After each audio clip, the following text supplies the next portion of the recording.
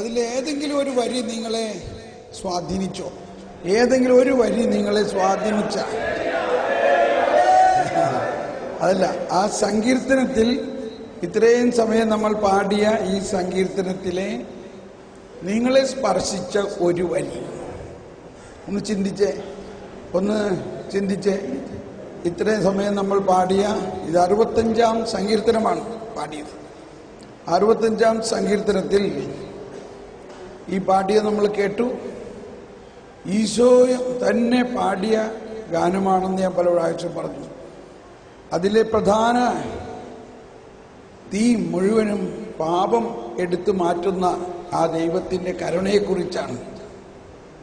പ്രാർത്ഥന ശ്രവിക്കുന്നവരെ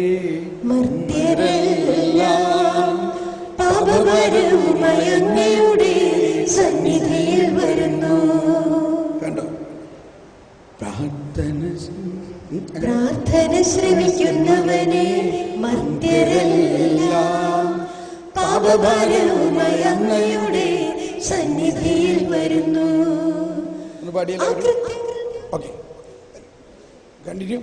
അകൃത്യങ്ങൾ കടുമപ്പെടുമ്പോൾ അങ്ങ് ഞങ്ങളെ മോചിപ്പിക്കുന്നു.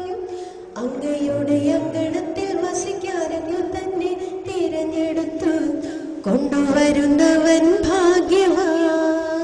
എല്ലാവരും പാടി. പ്രാർത്ഥന ശ്രവിക്കുന്നവനെ മർത്യരെല്ലാം പാപഭാരവുമായി അങ്ങയുടെ സന്നിധിയിൽ വരുന്നു. പ്രാർത്ഥന ശ്രവിക്കുന്നവനെ മർത്യരെല്ലാം പാപഭാരവുമായി അങ്ങയുടെ സന്നിധിയിൽ വരുന്നു. നമ്മൾ പ്രസംഗത്തിൽ, അച്ഛൻ്റെ പ്രസംഗത്തിൽ കേട്ടു. വളരെ വളരെ നല്ല ഒരു ഉദാഹരണമാണ് അച്ഛൻ ആ ചാലക്കുടി പുഴയിൽ പൊങ്ങിക്കിടക്കണ വലിയ മരത്തിൻ്റെ കാര്യം പറഞ്ഞത്.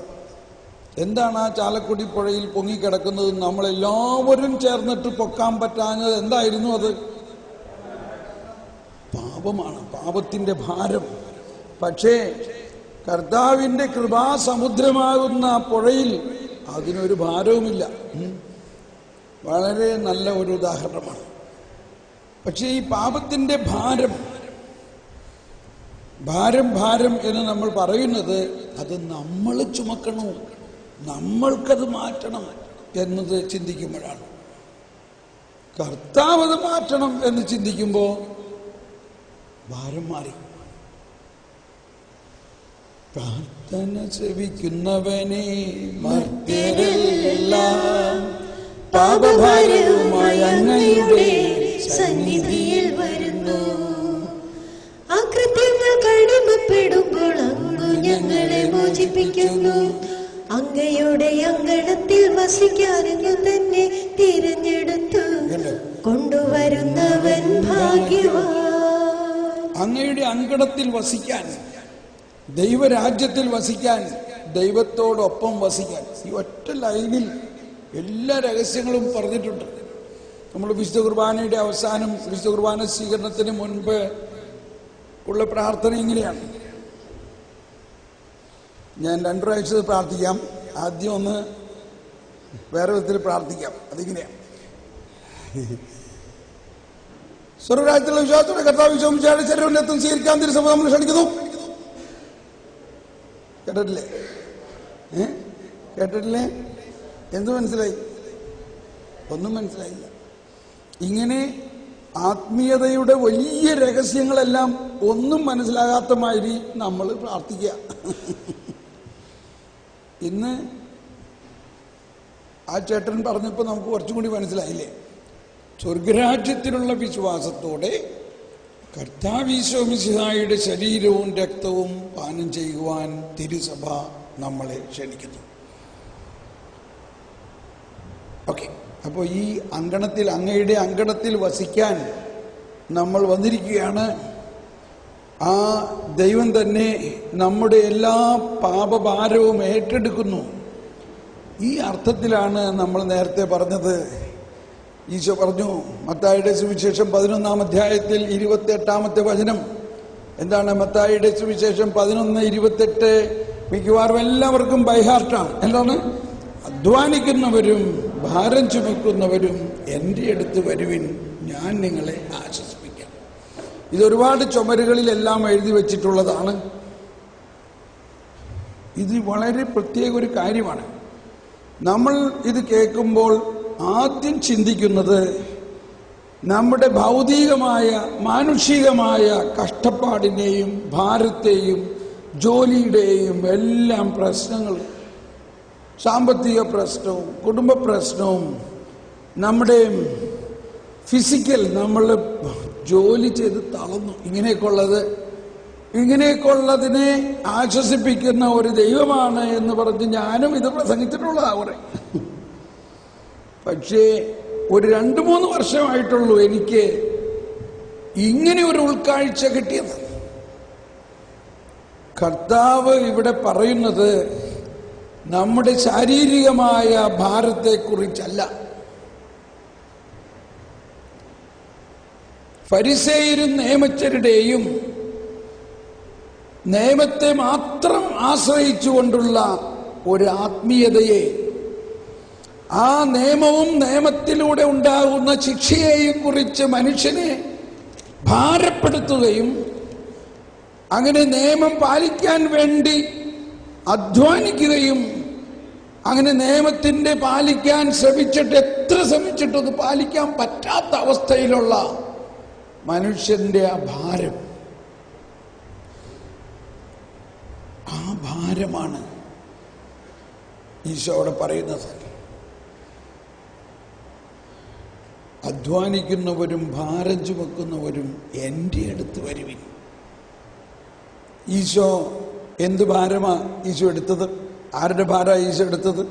പ്രാർത്ഥന ശ്രമിക്കുന്നവനെ മർത്യരെല്ലാം പാപഭാരവുമായി അങ്ങയുടെ സന്നിധിയിൽ വരുന്നു.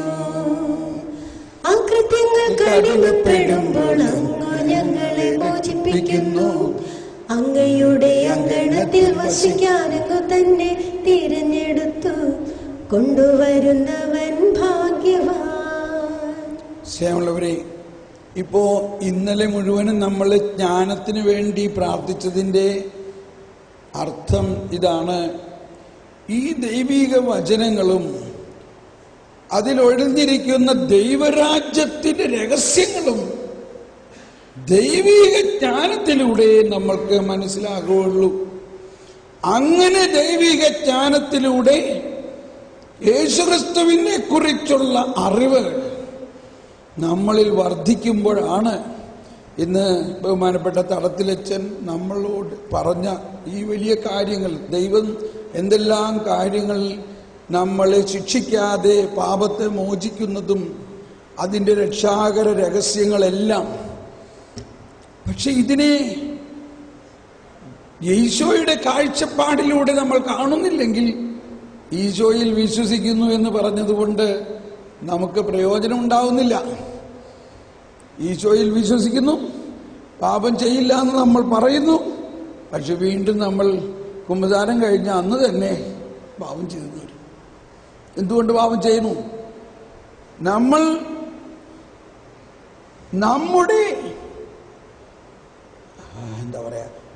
നമ്മുടെ അധ്വാനത്തിലൂടെയാണ് പാപത്തെ അകറ്റേണ്ടത് എന്നാണ് ഈ പഴയ നിയമം മുഴുവനും പഠിപ്പിക്കുന്നത്. നമ്മുടെ അധ്വാനത്തിലൂടെ.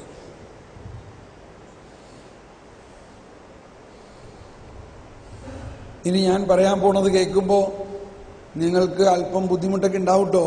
അതുകൊണ്ട് മുൻകൂട്ടി ഞാൻ പറഞ്ഞിരിക്കുകയാണ്. എന്താ പറഞ്ഞത്? ഞാൻ ഈ പറയുന്നത് പ്രമാണങ്ങളെ റദ്ദാക്കാനല്ല, മറിച്ച് അവയെ പൂർത്തിയാക്കാനാണ്. ഇപ്പൊ പൗലോസ്ലീഹയുടെ ലേഖനങ്ങളിൽ നിന്ന് തന്നെ നമുക്ക് എടുക്കാം. പൗലോസ്ലീഹയുടെ ലേഖനത്തിൽ, എബ്രായ ലേഖനത്തിൽ 8-ാം അധ്യായത്തിൽ 7-ാമത്തെ വചനം മുതൽ പറയുകയാണ്, പഴയ കൽപ്പന അതിൽ തന്നെ കുറവുണ്ടായിരുന്നത് കൊണ്ടല്ലേ പുതിയ ഒന്ന് വരേണ്ടി വന്നത്? ആദ്യത്തെ ഉടമ്പടി കുറ്റമറ്റതായിരുന്നെങ്കിൽ രണ്ടാമതൊന്നിന് അവസരമുണ്ടാവുമായിരുന്നില്ല. ഒന്നെല്ലാവരും ശബ്ദമുയർത്തിയേറ്റ് പറഞ്ഞ്, ആദ്യത്തെ ഉടമ്പടി കുറ്റമറ്റതായിരുന്നുവെങ്കിൽ രണ്ടാമതൊന്നിന് അവസരമുണ്ടാകുമായിരുന്നില്ല. ഇതാണ് വലിയ കാര്യം. അപ്പൊ ഒരു ലോജിക്കായിട്ട് തന്നെ ചിന്തിക്കുക. ആരും പറയണത് കേൾക്കണ്ട, ആരുടെയും വ്യാഖ്യാനം ചിന്തിക്കണ്ട. നമ്മളൊന്ന് ചിന്തിക്കുക. ആദ്യം ഒരെണ്ണം തന്നു, അതിൽ ഒരു കുറ്റവും ഇല്ലായിരുന്നുവെങ്കിൽ, അല്ലെങ്കിൽ അതിൽ തന്നെ പൂർണ്ണത ഉണ്ടായിരുന്നുവെങ്കിൽ പിന്നെ രണ്ടാമതൊരെണ്ണത്തിന്റെ ആവശ്യമുണ്ടോ? ഉണ്ടോ? അപ്പൊ എന്തുകൊണ്ടാണ് രണ്ടാമതൊരു ഉടമ്പടി, പുതിയൊരു ഉടമ്പടി കർത്താവ് നൽകിയത്? ഈ ആദ്യത്തെ ഉടമ്പടി അതിൽ തന്നെ പൂർണ്ണമല്ലാത്തത് കൊണ്ടാണ്. അത് ആരുടെയും കുറ്റമില്ല. അതാണ് അതിൻ്റെ ക്രോണോസ് ടു കൈറോസ്. ഞാൻ ഇന്നലെ ഒരു നോട്ട് എടുത്ത് കാണിച്ചു തന്നോ? ഒരു നോട്ടിന്റെ കഥ പറഞ്ഞോ? അതെവിടെയാ പറഞ്ഞപ്പോ? ഓക്കെ, ഒരു നോട്ട് തരാമോ ആരെങ്കിലും? ഒരു നോട്ട് വേണം. വെള്ളം. Thank you.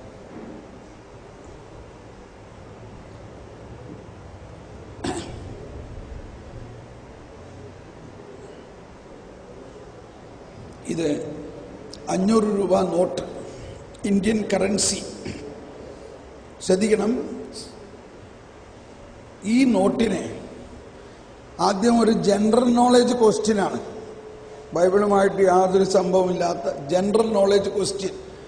ഈ നോട്ടിന് 500 രൂപ വാല്യൂ വന്നത് എന്തുകൊണ്ടാണ്? പെട്ടെന്നുള്ള ഉത്തരം റിസർവ് ബാങ്കിന്റെ സൈൻ ഉണ്ടെന്നുള്ളതാണ്. അതല്ല, സീരിയസ് ആയിട്ട് ചിന്തിക്കും നിങ്ങൾ, പെട്ടെന്ന് എടുത്ത് പറയല്ലേ. എന്തുകൊണ്ടാണ് ഇതിന് 500 രൂപ വില വന്നത്?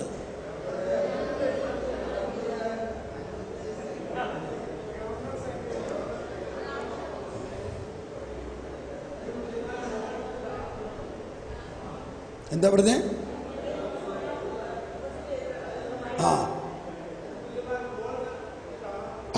Very good.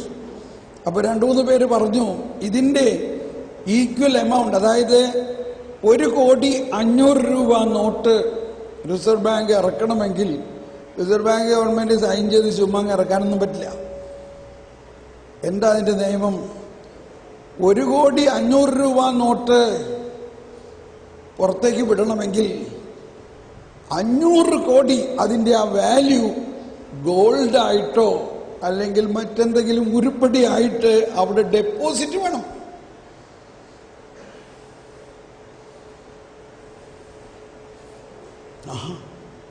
നിങ്ങൾ ആരാ 10ാം ക്ലാസ് പാസ്സാക്കിയേ? ഇതൊന്നും അറിയാണ്ട് മനസ്സിലായോ? ഇതൊരു ജനറൽ നോളേജ് 10ാം ക്ലാസ്സിലൊക്കെ അറിയേണ്ട കാര്യമാണ്.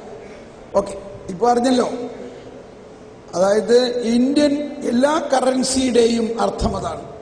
ഇത് തന്നെയാണ് നിങ്ങളുടെ ബാങ്കിൽ നിങ്ങൾക്ക് ഒരു ചെക്ക് ഒരാൾക്ക് കൊടുക്കണമെങ്കിൽ, ആ ചെക്ക് കൊടുക്കണമെങ്കിൽ എന്തുണ്ടായിരിക്കണം? ബാങ്കിൽ പൈസ ഉണ്ടായിരിക്കണം. ഇല്ലാണ്ട് ചെക്ക് കൊടുക്കണേന് എന്താ പറയാ?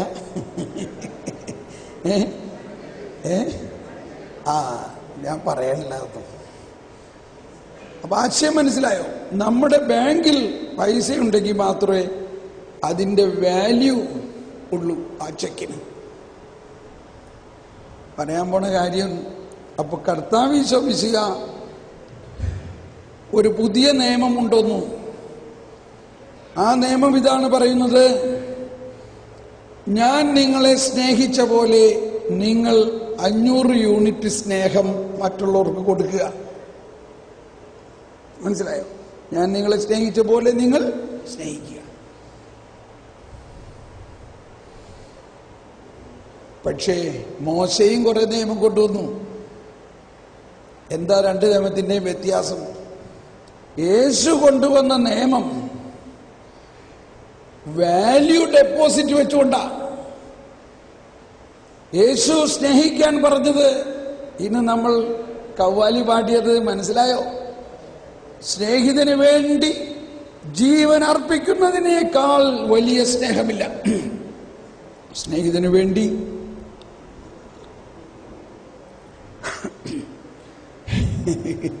അതൊന്ന് വീണ്ടും പാടാൻ നോക്കായിരുന്നു. इससे बड़ा प्रेम किसी का नहीं है, अपने मित्रों के लिए अपना जान अर्पित कर दिया. വേണ്ട വേണ്ട വേണ്ട വേണ്ട വേണ്ട വേണ്ട. ഇതെനിക്ക് ഭയങ്കര ഇഷ്ടമുള്ളൊരു ആശയമാണ്. സ്നേഹിതന് വേണ്ടി ജീവൻ അർപ്പിച്ചുകൊണ്ടാണ് സ്നേഹത്തിന്റെ ഒരു ഡെപ്പോസിറ്റ് യേശു കർത്താവ് റിസർവ് ബാങ്ക് ആകുന്ന സ്വർഗത്തിന്റെ റിസർവ് ബാങ്കിൽ ഡെപ്പോസിറ്റ് ചെയ്തിട്ട് പറയാണ്, നിങ്ങൾ ഇനി ആ സ്നേഹത്തിൽ നിന്ന് മറ്റുള്ളവർക്ക് കൊടുക്കുക.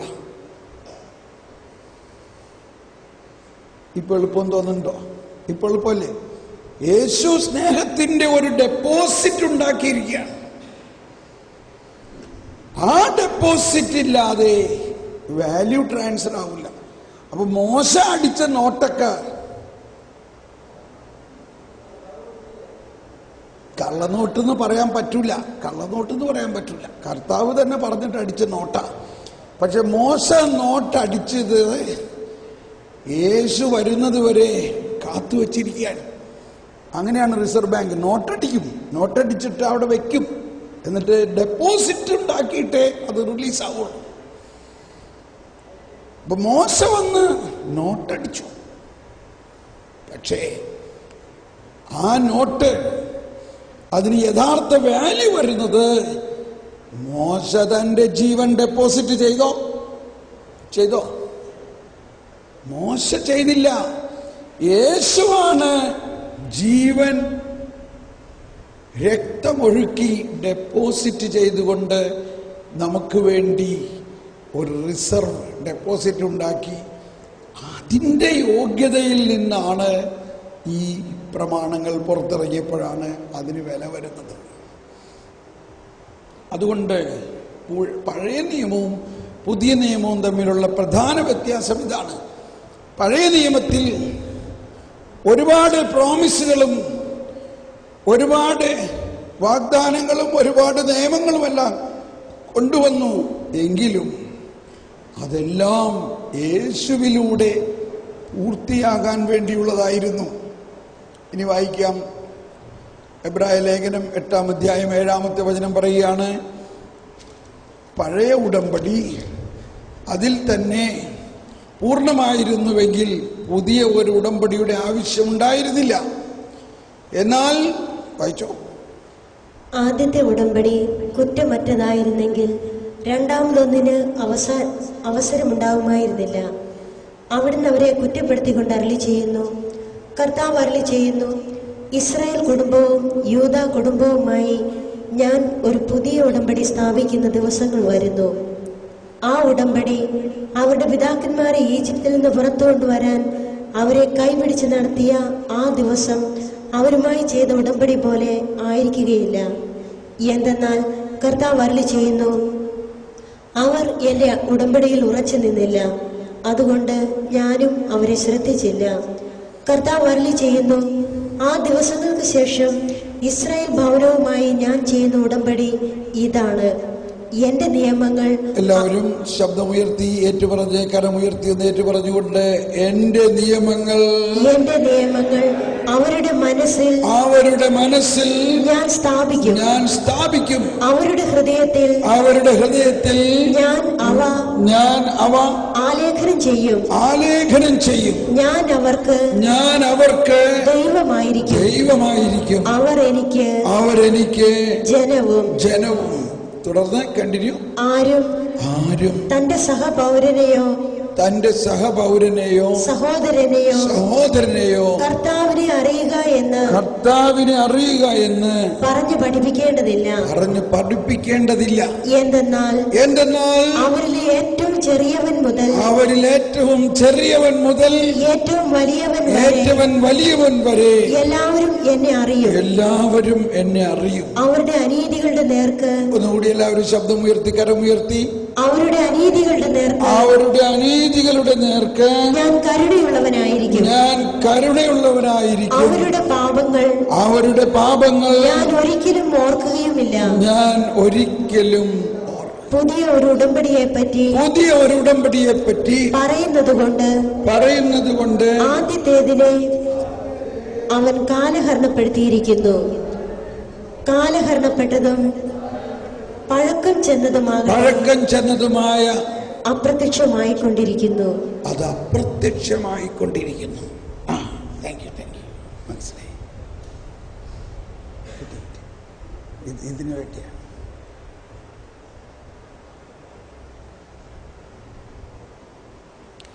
Praise the Lord. മോനെ ഇത് വന്നേ. നിങ്ങൾ ഇവരുടെ എല്ലാവരുടെയും പാട്ട് കേട്ട്, ഇവന്റെ സങ്കീർത്തനം പാട്ട് കേട്ടില്ലല്ലോ? കേട്ടായിരുന്നോ?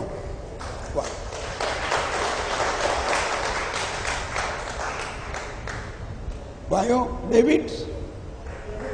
ഡേവിഡിനപ്പം നാണോ?